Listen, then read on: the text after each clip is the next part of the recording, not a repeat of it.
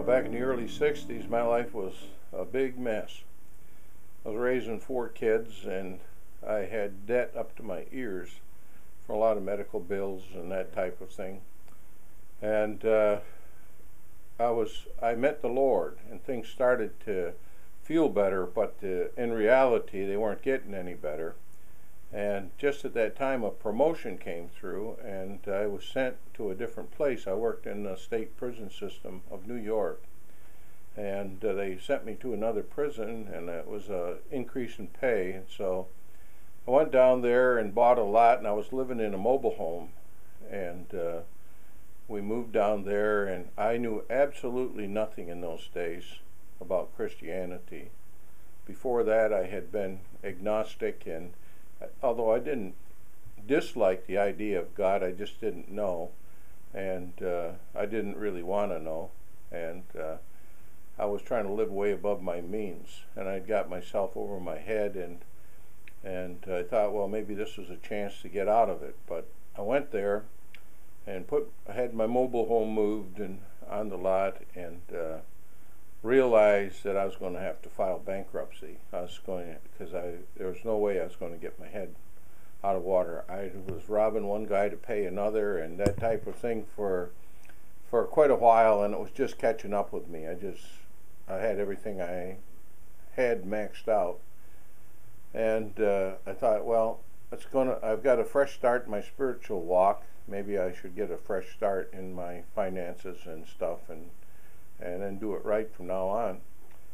But I had never learned to pray. I had never read the Bible before, and even though I'd only been a Christian for less than a year when I made this move, I didn't know anything, just what I'd heard in church. And I thought pastors prayed for you and this type of thing, but I was too ashamed to share my story. So we're going to sell the trailer. I put it up for sale, and a fellow from just lived up the street got out of the service, and he was going to get married, so he said he'd buy my mobile home. So I went out looking for a place for my children to live, and I looked all over, and I couldn't find a place that I could afford. I thought I could squeak it by a little bit longer, and maybe I wouldn't have to file bankruptcy. Something might happen, but I just couldn't find a place. I even went to where the migrant workers stayed, tried to rent one of the shacks that they lived in when they were there picking crops, and they wouldn't rent one to me.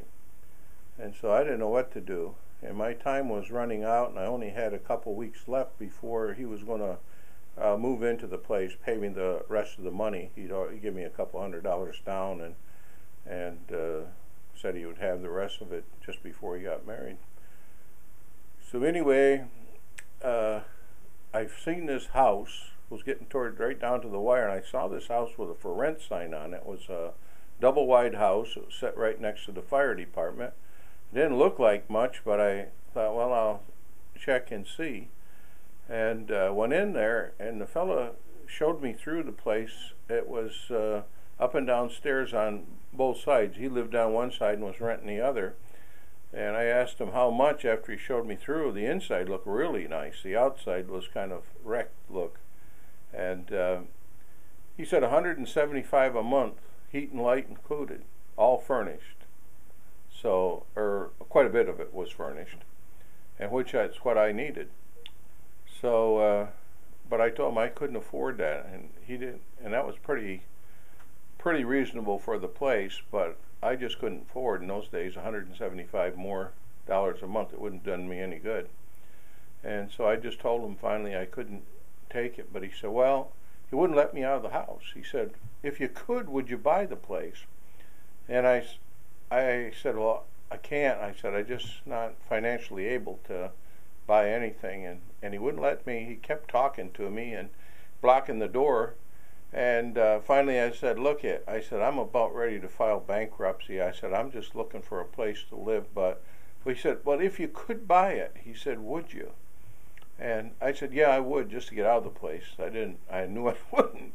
But anyway, I went and didn't find anything else, and was getting down to the place. So we were going to be homeless. We were going to be on the street. and I'd probably lose my job then. So because we had to be above reproach and working for the state.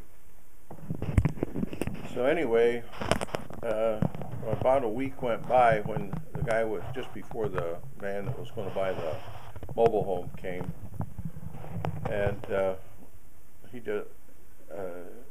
I got this telephone call from the fellow who owned the house, and he said, "Come down, I've got it all worked out for you."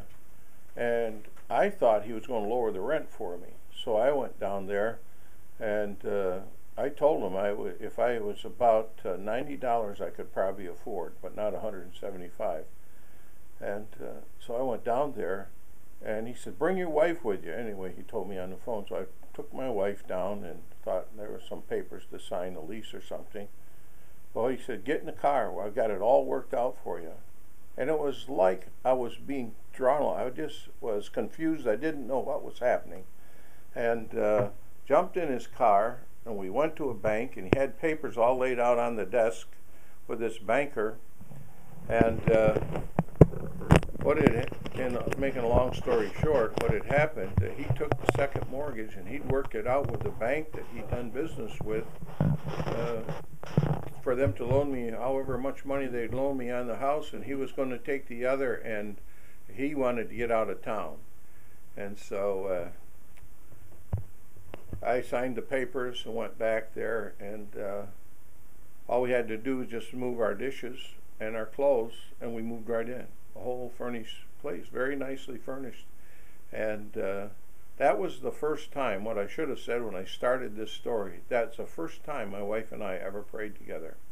Because we were so desperate. We didn't know we could pray, but we thought we would try ourselves. That was the very first time. That was God answering prayer. And but we moved into the place, and it wasn't a day or two later that the fellow that was going to buy my mobile home came knocking on the door and said he'd had a fight with his girlfriend and the marriage was off, and you can keep the money I gave you. He said, "But I just can't take it." And now that was probably the second prayer I ever prayed in my life, and I was a little mad at God and said, "Now look what has happened. I've not only got all the debts I had before, but now I've got this added one here." And I was just walking in those few days just in total confusion. I was almost having a nervous breakdown. Didn't know what to do. And then someone else came a day or two later, and at the front door, and he said, I asked him what he wanted, and he said, "Are you the fellow that owns the house next door? Got it for rent?" Because I just moved in. I hadn't taken the for rent sign down. I hadn't done anything. I just moved in, and I said, "Yeah, I guess I am." So I went. I didn't realize I was a landlord. I went next door and showed him the place, and he said, "How much?" So I just told the same thing the guy told me about a week and a half before. I said, $175 a month, heat and lights included. I thought that's, and he said, "I'll take it." He took it right away and gave me 2 months' pay, and that got me out of that month. And but I still had the problem of the mobile home, and it wasn't. Only maybe less than a week later, someone else came knocking on the door. "Are you the fellow that owns that mobile home up on King Street?" And I said, "Yes, I am." And he said, "I'd like to rent it for the summer." He said, "I'm a pitcher for the Auburn Mets, which is a farm team of the New York Mets." And he said, "I'm going to be here for the summer." And I said, "Sure." And so I threw him a price and rented it. And then when we stopped to figure it out for the first time in I don't know how long, instead of going behind a little bit every month, we had enough to pay all of our bills and have about $15 or $20 left over. Wow. And that's how God answered my first prayer. And from that time on, we realized that, hey, the Bible is what it says it is. We had never thought about praying. We never knew about prayer. I never had prayed in my life before that time. And God, it's almost like, someone priming a pump. And that also started me tithing, giving to the church.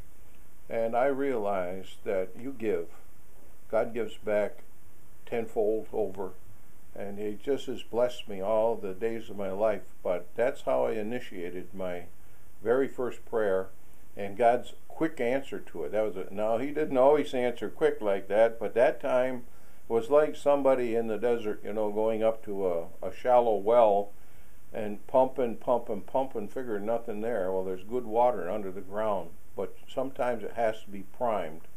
And that was almost like Jesus coming along and priming my pump.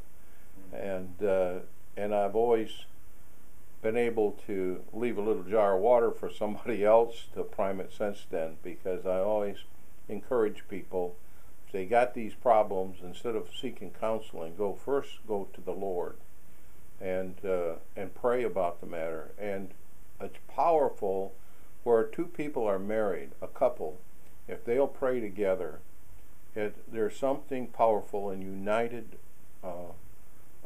prayer if you really mean it in your heart. A fervent prayer of a righteous man avails much, the Bible says. And I proved at that time when I didn't even know I could pray.